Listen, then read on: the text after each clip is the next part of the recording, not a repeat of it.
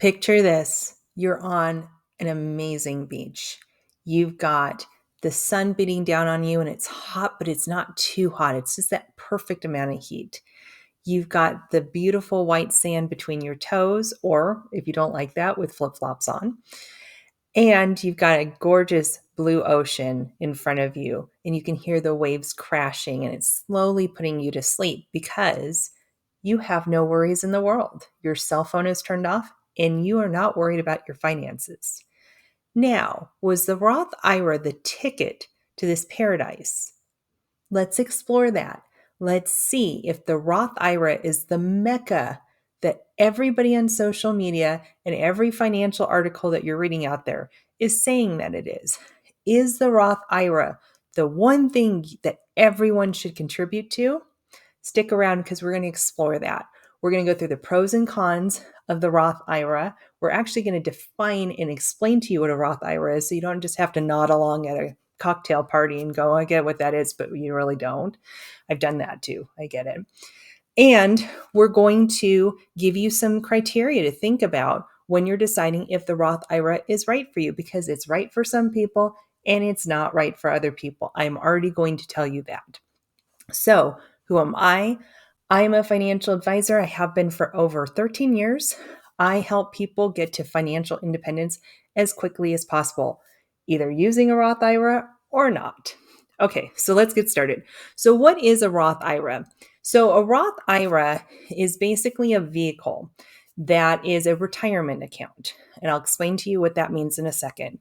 But basically, you put in after tax money into a Roth IRA and it grows tax deferred, meaning that you don't pay any tax as you make changes in the portfolio as it grows. And if, as long as rules and regulations stay the way that they are, then when you're in retirement, you take money out to live off of, and you don't have to pay any taxes on the base because you've already paid tax on that or the growth. Well, that sounds amazing. Of course, everybody's telling you to put it in there, right? Well, it is a great vehicle for a lot of people, really is.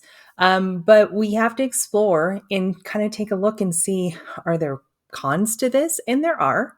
And there are a lot of things that these social media people talk, just say, oh, you should do a Roth. Roth's amazing, but they don't tell you about any of the things that you really need to consider and understand before you actually open and fund a Roth. So let's go through some of these. So there are obviously some benefits. I just kind of went through that. Tax-free growth is amazing, right? People love the idea that in retirement or after 59 and a half, which I will explain in a second, you will have tax-free income. That sounds great. Okay. Now you are not getting tax deductions now because of that. And we'll talk about that in a second. But the tax-free growth is definitely the thing that people focus on. And it's a great benefit for sure. There's withdrawal flexibilities. So there's details around tax-free withdrawals and exceptions for maybe early withdrawals without penalties. So there is ways to get some money out earlier than 59 and a half, which is traditionally when you have to wait to access your Roth IRA. So that's kind of nice that you have that option. The IRA doesn't really have as many options for that. There's no required minimum distribution. So with traditional IRAs and traditional 401ks where you've gotten the tax deduction, at some point in the future, for most people between 72 and 75 years old, of course, that's changing all the time. But around that time, government says, you've deferred tax enough, start taking out money at the rate we tell you to take it out. And basically at, let's say 75, you need to start taking money out of your IRA at certain percentage levels that are calculated for you. Now with the Roth IRA, you don't have any of that issue because they've already gotten paid their tax. They don't care when you take it out. So essentially you have control over how much you want to take out every year. You can take out a lot, you can take out a little. It doesn't matter to the government, and they stay out of your business with that, which is kind of nice. And the nice thing about these vehicles is that they are individual accounts, meaning they're not attached to your employment or anything like that. So you go to whichever custodian you want to go to, whether that's Fidelity, that's Schwab, that's Voya, that's Robinhood, wherever you end up going, and you can open up a Roth IRA, and you are in complete control of the investments. You get to choose what you want to invest in. You have kind of, for most places that you open up your Roth IRA, you'll have probably the whole world of investments that you could do in there, which is nice because if you do a Roth 401k or a traditional 401k, you're limited to the amount of choices you have in your 401k. And if you've ever been a participant, you know what I'm talking about. You only have a list of like 15 to 20 funds that you can do, maybe. Okay, so that all sounds pretty good, right? But there are some drawbacks on this. If you make too much money, what a problem, right? But if you make too much money, you could maybe not be able to contribute to a Roth IRA anymore. Now, those numbers change every single year. So I'm not going to get into the detail of this because you might be watching this on a different year that I recorded it. But if you Google, Roth IRA income limits, you'll find what that is for the year that you're watching this. And there's one number for single filers, and there's another number for married filing jointly and even married filing separately. There's different numbers. So when you are looking at this, a lot of people don't like that because they say, well, I might start in the Roth IRA and contribute, a little bit, but now I've gotten to the point that I can't contribute anymore. And now I have this Roth IRA that's just kind of sitting and not really growing at the rate I want because I can't actually save to it anymore. So a lot of people don't like that aspect of it. I would say for a lot of my clients that has happened to, they're not thrilled that they can't put more money in, but I'm not going to say that I think it was a huge mistake that they didn't put money in, that they put money into a Roth IRA and couldn't continue that journey throughout their entire income history. So, you've just got to decide if that's going to annoy you enough to not do it. Another thing is that the contributions, as I said, aren't tax deductible. You don't get a tax deduction for putting into a Roth IRA. It will still ask on your taxes if you contributed to a Roth IRA, but that's mainly so that they can see on your income side, did you make too much money to actually contribute to a Roth IRA? And then you're going to get a penalty, which you don't want to do. So essentially, you're not going to get a tax deduction. A lot of people don't like paying taxes now and don't necessarily worry about the future taxes. They don't want to pay taxes now. So if I don't want to pay taxes now and I don't care about the future in terms of taxes because I can handle it then maybe the Roth IRA isn't right for you. Another thing is it does have that 59.5 rule that your 401ks and your traditional IRAs have as well, which is that basically you can't get to your money until 59.5. It's a retirement account. Retirement accounts have a 59.5 rule. So this is going to be a longer term investment. This is not someplace you put money in that you might have to pull out for an emergency. You need to have this as a long-term vehicle. Also, you need to have the Roth open for at least 5 years to make sure that you get those tax benefits. So you can't just open it up at 65 and then start pulling money out right away. You got to have it open for 5 years. So there's that rule as well.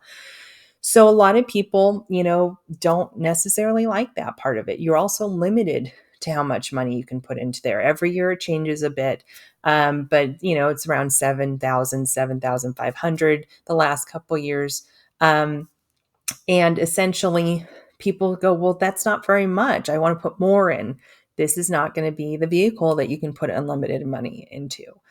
And the last thing is it is an investment account. So like I said, you have the world at your feet in terms of investments choices in your Roth IRA, but it's going to have risk associated with it. You're going to be in the markets and you could lose money. There's always that risk. And some people don't like investing because of that. And the Roth IRA is that. So should I contribute to Roth IRA? What are the things I should be considering? There's a couple things you need to consider. How does this fit in my overall plan? That's a big one. I have people come up to me and talk to me and they say, what do you do? And I say, I help people with, financial planning, and I help people with their investment advice and all that stuff. And they say, well, Should I contribute to a Roth IRA? And I will say it depends. And I guarantee they're going to roll their eyes because they hate that answer.